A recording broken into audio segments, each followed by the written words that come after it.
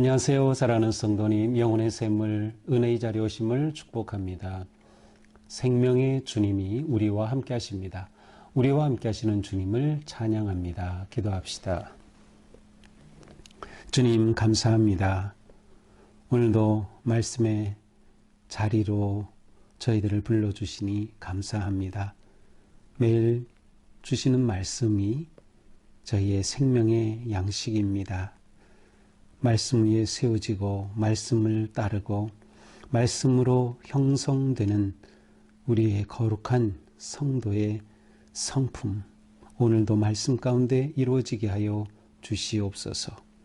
우리가 말씀을 읽고 묵상할 때 성령님 모셔서 우리의 마음을 열어주시고 우리의 눈을 열어주시고 귀를 열어주셔서 생명의 말씀을 깨닫게 하여 주시옵소서. 깨달은 말씀대로 살아갈 용기와 믿음, 지혜를 더하여 주시옵소서. 오늘도 생명의 말씀 주셔서 사순절 은혜의 길을 잘 걸어갈 수 있도록 함께하여 주시옵소서. 예수님 이름으로 기도합니다. 아멘. 오늘 말씀은 마가복음 12장 13절에서 27절입니다. 그들이 예수의 말씀을 책잡으려고 하여 바리새인과 헤롯 땅 중에서 사람을 보내매 와서 이르되 선생님이여 우리가 아노니 당신은 참되시고 아무도 꺼리는 일이 없으시니 이는 사람을 외모로 보지 않고 오직 진리로서 하나님의 도를 가르치심이니이다. 가이사에게 세금을 바치는 것이 옳으니까 옳지 아니하니까 우리가 바치리까 말리까 한데 예수께서 그 외식함을 하시고 이르시되 어찌하여 나를 시험하느냐 데나리온 하나를 가져다가 내게 보이라 하시니 가져왔거늘 예수께서 이르시되 이 형상과 이 글이 누구의 것이냐 이르되 가이사의 것이니이다. 이에 예수께서 이르시되 가이사의 것은 가이사에게 하나님의 것은 하나님께 바치라 하시니 그들이 예수께 대하여 매우 놀랍게 여기더라. 부활이 없다는 사두개인들이 예수께 와서 물어 이르되 선생님이여 모세가 우리에게 써주기를 어떤 사람의 형이 자식이 없이 아내를 두고 죽으면 그 동생이 그 아내를 취하여 형을 위하여 상속자를 세울지니라 하였나이다. 7형제가 있었는데 마지가 아내를 취하였다가 상속자가 없이 죽고 둘째도 그 여자를 취하였다가 상속자가 없이 죽고 셋째도 그렇게 하여 7이 다 상속자가 없었고 최후의 여자도 죽었나이다. 7사람이 다 그를 아내로 취하였으니 부활 때 곧 그들이 살아날 때 그 중에 누구의 아내가 되리이까. 예수께서 이르시되 너희가 성경도 하나님의 능력도 알지 못함으로 오해함이 아니냐. 사람이 죽은 자 가운데서 살아날 때에는 장가도 아니가고 시집도 아니가고 하늘에 있는 천사들과 같으니라. 죽은 자가 살아난다는 것을 말할진대 너희가 모세의 책 중 가시나무 떨기에 관한 글에 하나님께서 모세에게 이르시되 나는 아브라함의 하나님이요 이삭의 하나님이요 야곱의 하나님이로라 하신 말씀을 읽어보지 못하였느냐. 하나님은 죽은 자의 하나님이 아니요 산 자의 하나님이시라. 너희가 크게 오해하였도다 하시니라. 아멘. 자, 이번에는 바리새인과 헤롯 땅이 짝이 되어서 예수님을 책잡으려고 예수님께 찾아옵니다. 자, 여기서 이 재미있는 것은 바리새인과 헤롯 땅은 결코 손을 잡을 수 없는 관계에 있었어요. 바리새인들은 율법을 준수하고 율법을 지켜서 그들의 거룩함을 하나님의 백성된 정체성을 지키고자 그렇게 헌신되었던 사람들이기 때문에 로마 정부, 세속 정부에 대해서는 대단한 반대적인 입장이 있었습니다. 반면에 이 헤롯 땅이라는 것은 친로마 정권이지요. 그러니 이 둘이 손잡는다는 것은 정말 특이한 일입니다. 그런데 이들이 예수님을 책잡기 위해 하나가 되었어요. 이상하게도 사람들은 불의하고 악한 것을 위해 한마음이 될 때가 종종 있습니다. 이들도 예수님께 이렇게 하나가 되어서 찾아왔지요.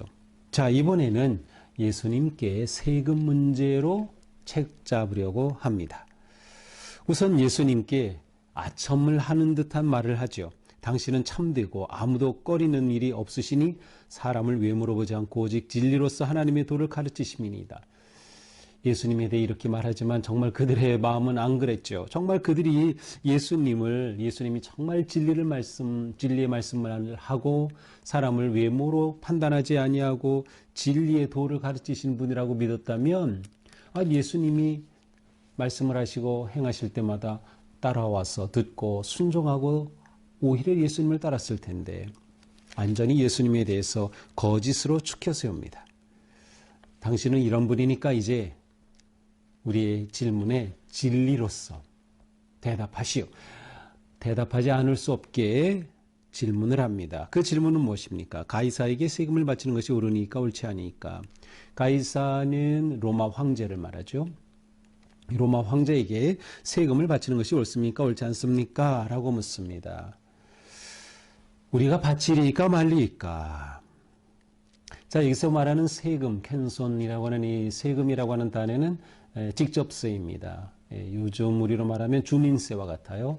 이 당시에는 인두세였고요. 여자는 12살부터 남자는 14살부터 인두세를 내야 했고 65세까지 세금을 내야 했습니다. 이렇게 세금을 낸다는 것은 로마 정부 황제에 대한 충성을 표현하는 것이기도 했죠. 그러니 예수님께 와서 세금을 바치는 게 옳습니까? 아닙니까? 묻는 겁니다. 세금 바쳐야지. 그렇게 되면 바리새인들이 책 잡을 겁니다. 세금 바치면 안 돼. 그러면 바로 이 헤롯 당원들이 예수님을 걸고 넘어질 겁니다. 요즘도 세금 내지 말라. 그건 큰일 나는 일이죠. 자, 예수님께서는 뭐라고 하시나요?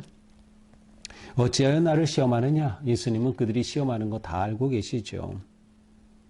데나리온 하나를 가져다 내게 보이라. 자, 데나리온을 보여라. 데나리온은 원래 이제 은으로 만들어진 은전이에요. 그렇지만 이것은 로마의 동전인데 이제 우리나라 단어가 참 특이하죠. 동전은 원래 동으로 만든 그것을 말하는 의미가 있죠. 동전. 그런데 우리는 동전하면 금으로 만들었든 은으로 만들었든 다 그렇게 쇠붙이로 만든 것을 동전이라고 표현을 합니다. 영어로는 다르죠. 그냥 코인 하면은 은전일 수도 있고 금전일 수도 있고. 그래서 동전인데 정확히는 은전입니다. 근데 이것은 로마의 세금을 내는 그러한 화폐로 통용이 되었던 거예요. 자, 이 데나리온을 가져와라. 그들이 가져오니까 예수님이 묻습니다. 이 형상과 이 글이 누구의 것이냐? 자, 데나리온에는 황제의 형상이 새겨져 있었습니다.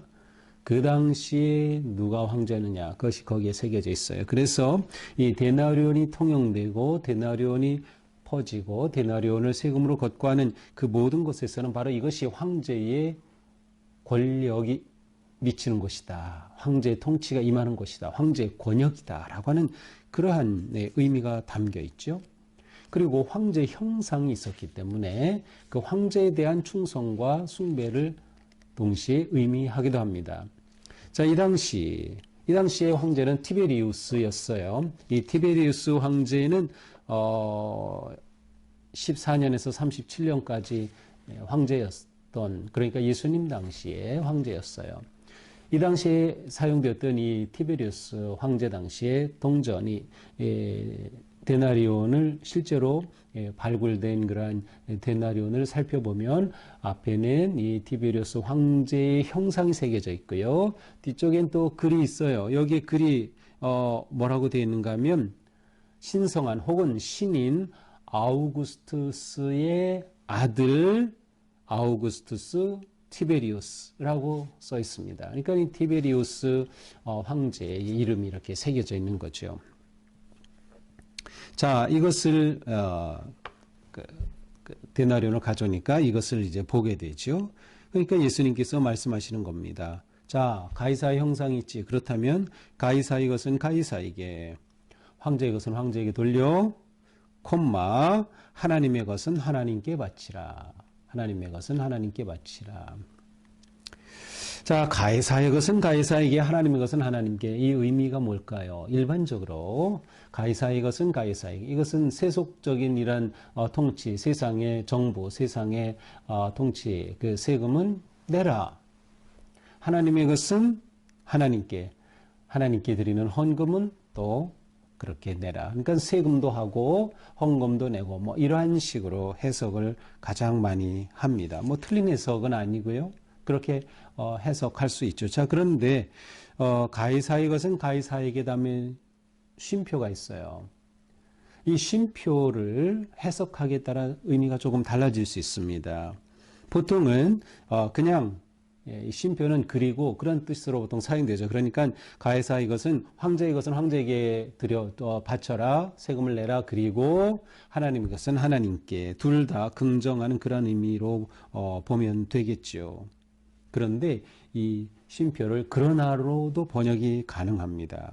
자, 가해사의 것은 가해사에게 바쳐, 그러나 하나님의 것은 하나님께 바쳐라. 이게 무슨 차이냐면요, 그러나라고 하는 것은 앞의 것을 부정하는 거죠. 하나님의 것은 하나님께. 자, 가이사의 것은 동전에 가이사의 형상이 새겨져 있기 때문에 가이사에게 바쳐라.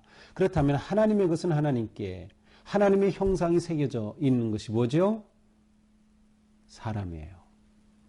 대체 하나님께서 사람을 지으실 때 하나님의 형상을 따라, 하나님의 형상이 새겨진 것은 모든 사람에게는 하나님의 형상이 새겨져 있어요. 그렇다면 그 모든 것은, 이 세상의 모든 것은, 하나님이 지으신 온 세상의 모든 것은 다 하나님의 것이다 라고 하는 굉장히 더 큰 의미가 있는 거죠. 왜냐하면 모든 사람에겐 하나님의 형상이 새겨져 있고, 그렇다면 그는 하나님의 것이기 때문입니다. 실제로 이러한 의미가 내일 본문인 29절에 가서 보면 이렇게 말씀하셔요. 이스라엘아 들으라. 곧 우리 하나님은 유일한 주신이라. 우리 하나님은 유일한 주신이라. 자, 주가 뭐예요? 황제, 가이사죠. 로마 제국에서 가이사가 주입니다. 가이사를 섬겨요. 그런데 유일한 주가 누구예요? 하나님이신 거예요. 유일한 주 하나님. 하나님이 유일한 가이사인 거예요. 이러한 놀라운 의미가 여기에 담겨 있어요. 그러니까 해석하기에 따라서 다른 거죠. 저는 이러한 해석이 더 옳다고 생각이 됩니다. 세금 물론 내야 하죠. 그렇지만 우리에게는 모든 것이 하나님의 것이다 라고 하는 그러한 믿음이 매우 중요하다. 매우 중요하다. 결국 이들은 예수님을 책잡으려고 왔지만 예수님의 지혜로운 말씀 앞에 아무런 책잡을 수 없이 그냥 가고 말았습니다. 자, 얼마 후 또 사두개인들이 이번엔 예수님께 와서 논쟁합니다. 이 사두개인들은 제사장 그룹이에요. 다윗 시대 사독 대제사장 그 계열을 잇는다. 그래서 사두개인으로 우리는 이렇게 번역하죠. 자, 이 마가복음에서 사두개인이라는 단어는 이곳에만 등장을 하고 있는데, 이 사두개인들은 모세 오경만 믿었어요. 구약 가운데 예언서 같은 거 믿지 않았어요. 시편 믿지 않았어요.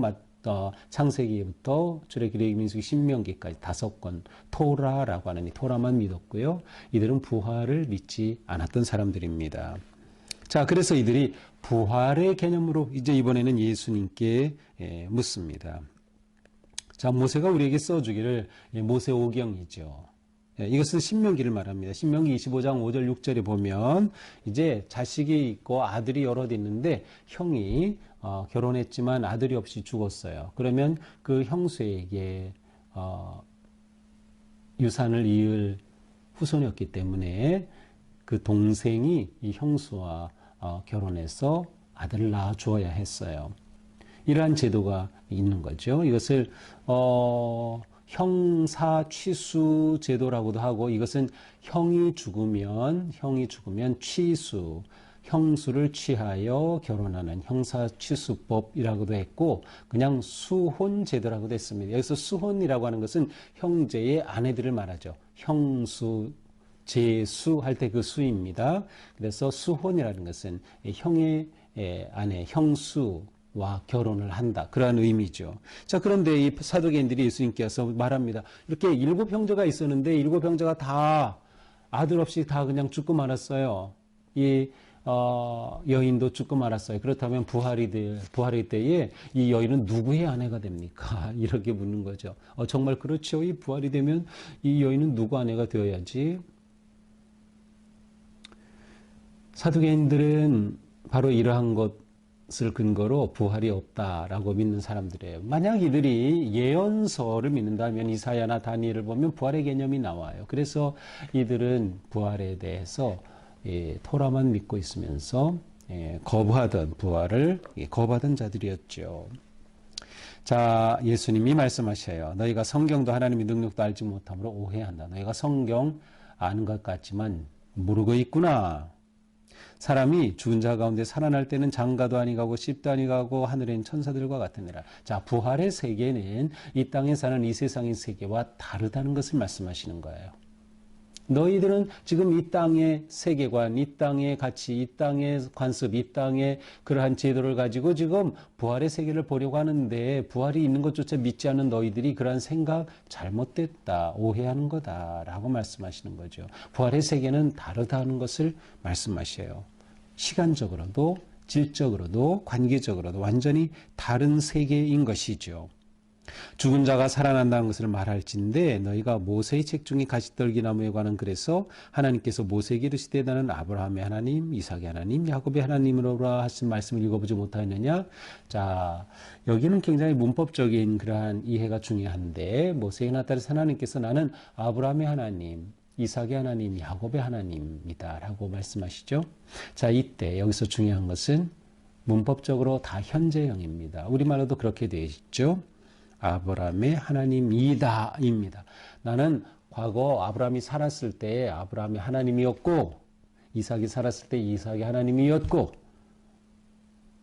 야곱이 살았을 때 야곱의 하나님이었어가 아니고 지금도 아브라함의 하나님이라는 거예요. 지금도 이삭의 하나님이라는 거예요. 지금도 야곱의 하나님이라는 거예요. 그런데 하나님은 죽은 자의 하나님이 아니고 산 자의 하나님이시라는 거예요. 하나님이라는 이름 자체가 스스로 있는 자죠. 하나님은 존재하시는 거예요. 따라서 살아있지 않는 죽은 자, 존재하지 않는 자의 하나님이 되실 수가 없어요. 존재하시는 하나님이기 때문에 이 말은 아브라함의 하나님이야. 지금. 그 말은 아브라함이 지금 살아있다. 이삭의 하나님이야. 지금. 이삭이 살아있다는 거예요. 그들은 죽은 자가 아니라 부활의 세계 가운데 있다라고 하는, 그러니까 완전히 소멸되어 없어진 존재가 아니라는 것이죠. 물론 이 모든 역사의 완성의 때는 그리스도의 오심을 통해 이루어지지만 부활의 하나님이 되신다고 하는 것을 말씀하시는 거예요. 그러므로 이들은 주님의 이 말씀 앞에 아무런 말을 할 수가 없었어요. 예수님은 부활의 놀라운 하나님의 섭리와 역사를 말씀하고 계셨던 거죠. 자, 이것이 오늘의 말씀이죠. 오늘 말씀을 보면서 우리는 한마디로 만물의 모든 것은 주님의 것이다. 만물은 주님의 것이다 라는 거예요. 왜? 만물에 하나님의 손길이 담겨 있기 때문에, 특별히 사람은 하나님의 형상을 지닌 존재이기 때문에, 그러면 하나님의 것인 거죠. 우리가 이러한 믿음을 갖는 게 매우 중요합니다. 하나님께서 온 세상 만물의 주인 되시는 겁니다. 오직 하나님만이 유일한 주가 되신다라고 하는 것이에요. 그러므로 우리는 하나님만 예배하고 하나님을 경배하고 하나님께 충성하고 하나님께 드리는 것입니다. 그러기 위해서는 오직 겸손과 순종함으로 하나님만 높이는 것이죠. 그러므로 나뿐만 아니라 내 가정도 하나님의 것, 내 자녀도 하나님의 것, 내 직장도 하나님의 것, 내 꿈도 하나님의 것, 모든 것이 하나님의 것입니다 라고 하는 믿음으로 살아갈 때 우리는 하나님께서 하나님의 것인 우리가 어떻게 살기를 원하시는지 그 뜻을 구하고 그 뜻을 따라 기꺼이 순종하며 나가게 되는 것입니다. 또한 하나님은 부활의 주가 되셔요. 그러므로 창조와 생명의 주가 되신다. 하나님은 창조와 생명의 주가 되신다라고 하는 겁니다. 하나님이 우리의 생명의 주님이심을 우리가 믿고 부활의 소망을 가진다면 우리는 어떤 상황에서도 절망하지 않고 믿음으로 담대히 나아가게 될 것입니다. 오늘 하루도 모든 것은 주님의 것이다. 나도 주님의 것이다 라고 하는 믿음, 그리고 주님은 영원한 생명의 주 되신다고 하는 그 믿음 가지고 담대하게 용기 있게 지혜롭게 승리하는 하루가 되기를 축복합니다. 기도합시다. 모든 만물의 주 되신 하나님을 찬양합니다. 생명의 주 하나님을 경배하고 찬양합니다. 오직 하나님만이 우리의 주가 되심을 고백합니다. 내 생명의 주님, 내 가정의 주님, 내 자녀의 주님, 내가 꿈꾸는 모든 것 다 주님의 것입니다. 오직 주님 뜻에 순종하며 주님 뜻에 합당한 삶을 사는 오늘 하루가 되게 하여 주시옵소서. 예수님 이름으로 기도합니다. 아멘. 오늘도 주님의 은혜 안에서 우리 삶이 온전히 하나님만 높이며 하나님만 주님으로 고백하는 아름다운 삶 되기를 축복합니다. 사랑합니다.